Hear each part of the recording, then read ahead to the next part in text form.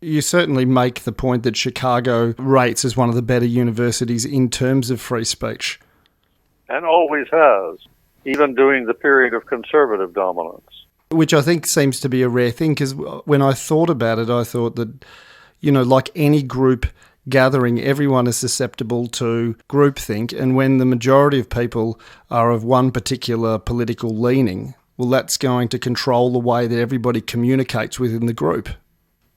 Oh, yes, of course, their motives are pure. The conservatives wanted to protect America when it was being confronted by the Soviet Union against internal communists, and wanted people to rally to the flag. And today, of course, and here's progress.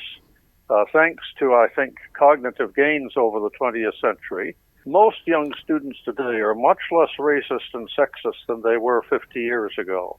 And indeed, many of them just get angry if you allow people who take a conservative view on race to speak. And that they've been told that these people have no academic standing and there's no reason to let them to speak. And you must make the university a place where everyone feels safe. And just having Charles Murray on campus can be sufficient, apparently, to convince people at Vassar that they have to have counseling. Just knowing he's there, even if they know they're not going to be in contact with him. And, of course, if they have black friends, they think, how can anyone be so insulting as to listen to somebody who has a supposedly reasoned case that Jensen just might be right about race and IQ and genes. So a lot of it, is misguided fervor by the ignorant. Now, of course, they have a perfectly good formula for staying ignorant. If you never hear what the other side has to say, you can't marshal your evidence and reasons to refute them. The more you hold something as blind faith, the more you find it intolerable to debate it. Well, to some extent, you make the distinction, and this is what I thought was interesting, between right opinion and right knowledge. And so, some extent, you and the students of Middlebury who ejected Charles Murray, or protested against him violently, are kind of the same worldview, in that there is no genetic difference between groups that would underlie a difference in terms of IQ. What's different... And they may well be correct, but they're totally incapable of arguing to that conclusion. Yeah, which seems to be what you take exception to.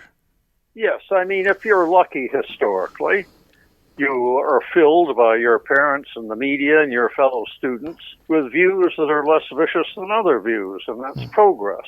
But sadly, you're right on the distinction between knowledge and right opinion. Right opinion is happening to be, as an accident of history, correct.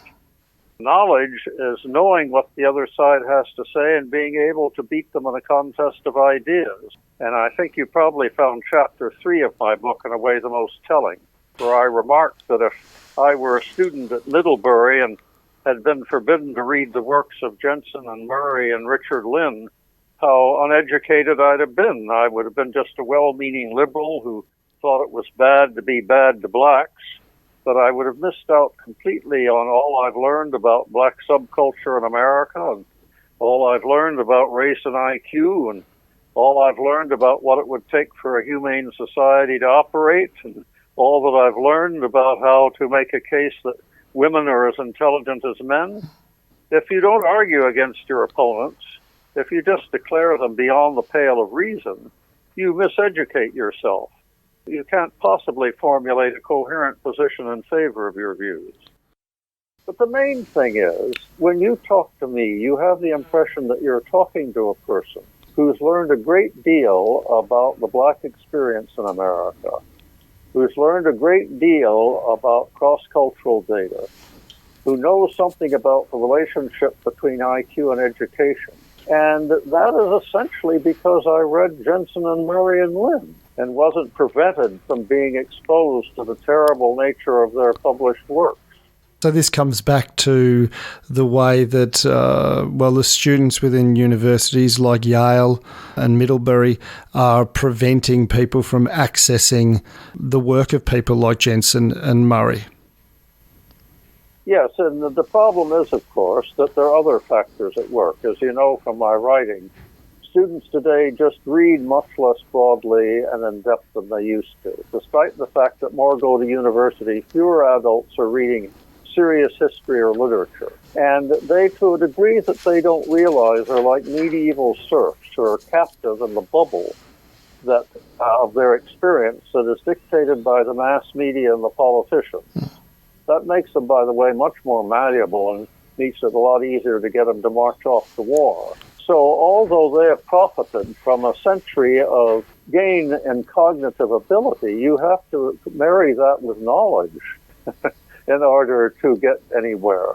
You can't marry it with increasing ignorance and expect things to improve much. And to take a position on free speech that systematically keeps you ignorant is not the answer.